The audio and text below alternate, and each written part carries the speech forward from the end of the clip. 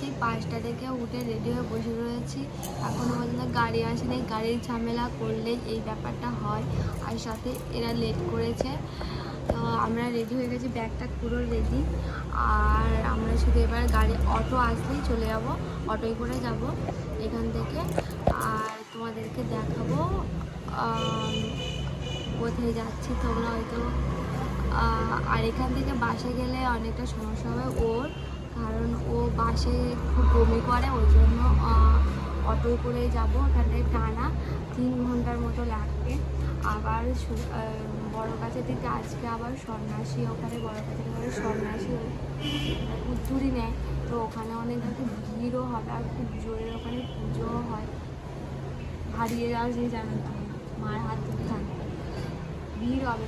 Common থেকে বলছি তাড়াতাড়ি আমরা ঠিক সময় উঠেছি। অবশেষে আমাদের অটো চলে এসেছে। এবার এই অটোয় করে সবাই উঠে আমরা বেরিয়ে পড়ব। এখন বাজে প্রায় 7টার মতো।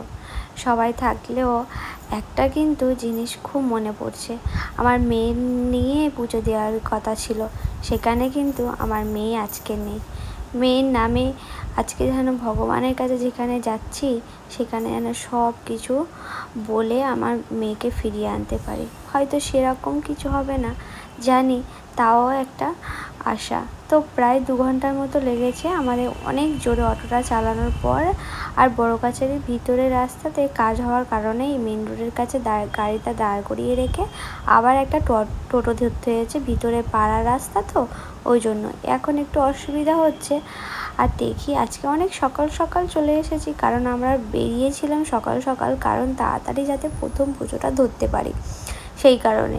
আর আমাদের এখান থেকে অনেকটা রাস্তা তো, আর যে অটোটা এনেছিল ড্রাইভার কাকুটা, উনি কিন্তু শর্টকাটে অনেক রাস্তা দূরের থেকে মানে কি বলবো খুব তাড়াতাড়ি আমাদের পৌঁছে দিয়েছে। তো এখানে একটা ডালা ঘর রয়েছে, এই ডালা ঘরে এখানে আমরা এসে ব্যাগপত্র রাখলাম। এবারে যাব ঘাটের কাছে, বাবা বড় কাছারির যে ঘাটটা রয়েছে সেই ঘাটে গিয়ে স্নান করে নেব। প্রথমে রাস্তাটা একটু গুলিয়ে গেছিলো, কারণ আমি অনেকবার এসেছি, কিন্তু এই পিছনের সাইডের দরজা দিয়ে আমি আসিনি, সামনের সাইড দিয়ে এসেছিলাম, তো গুলিয়ে গেছিলাম, আমরা অন্য রাস্তা দিয়ে চলে গেছিলাম। তো যাই হোক, তো এখানে প্রচুর দোকান, আর সাথে সাথে কিন্তু অনেক ডালা ঘরের দোকানও রয়েছে। তোমরা চাইলে সামনের দিকে আসবে, আর সবসময় প্রেফার করবে সামনের দিকে আসার জন্য। তো আমরা যে রাস্তা দিয়ে যাচ্ছিলাম এটা দেখছি একদম ভুল রাস্তা। তো তারপর অনেক খোঁজার পর এখানে দেখো সেই দেখা যাচ্ছে একটা মেন ঘাট, ওখানেই যাব। তো এবারে ওখানে গিয়ে আর আমরা স্নান করে নেব, সবাই স্নান করব। আর আমরা সেরকমভাবে প্রিপারেশান নিয়ে এসেছি। তো এখানে 2টো ঘাট রয়েছে, এই ঘাটটা প্রচণ্ড খালা ছিল আর বিশাল বড় একটা ঘাট।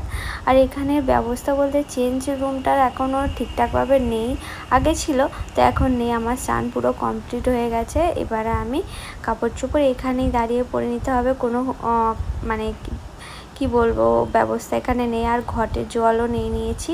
এবার সবার নিজের মতো চেঞ্জও করা হয়ে গেছে। এখান থেকে সবাই একটা করে টিপ দিয়ে দেবে, টিপ করে আমরা প্রথমে ডালা নিয়ে ঠাকুরের পুজোটা আগে দিয়ে দেব। সবাই কিন্তু উপোস করে রয়েছি, কেউ কোনো এখনও পর্যন্ত খাওয়া দাওয়া করা হয়নি, কারণ আমরা সকালবেলা খেয়ে আসিনি, কারণ পুজো দেব আগে। তো আমি তোমাদেরকে বলি, যখন আমার মেয়ে হয়েছিল তখন কিন্তু আমি বড় কাছারি মানসিক করেছিলাম, শুধুমাত্র অসুস্থতার কারণে আমরা পুজো দিতে আসতে পারিনি। আর আমার মা বলল যে এরকম একটা অঘটন হয়ে গেলে আগে বড় কাছারিকে পুজো দিয়ে আসতে হয়।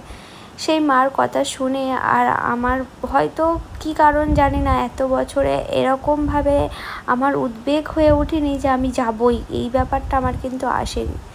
কালকে যেমন এই 2 দিনের মধ্যে ঠিক হয়ে গেল আমি যাব মানে যাবই, এই ব্যাপারটা যেমন এলো যেন মনে হলো বাবা সত্যি আমাকে ডেকেছে বলেই আমি গেলাম।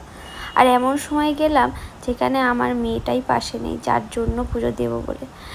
এই একটা মনের কামনা লিখছি, এটাই সবাই লিখেছে আসে, আর যারা জানো লিখতে হয় তারা তো জানোই।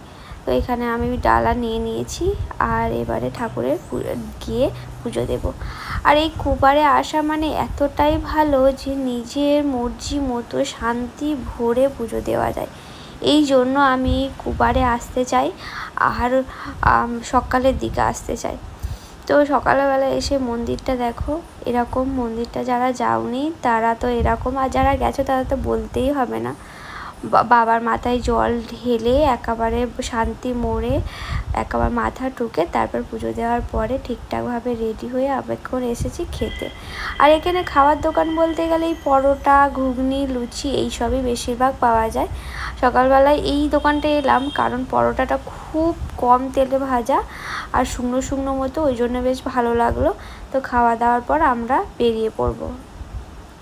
বেরিয়ে আমরা পরে প্রায় আবার 2 ঘন্টার পর আবার বাড়িতে চলে এসেছি। এসে আমরা হাল্লাগ হয়ে পড়েছি, এত কষ্ট হচ্ছিল, মাথা ব্যথা করছিল, আর বাইরে কেমন রোদ ছিল তো বুঝতেই পারছো।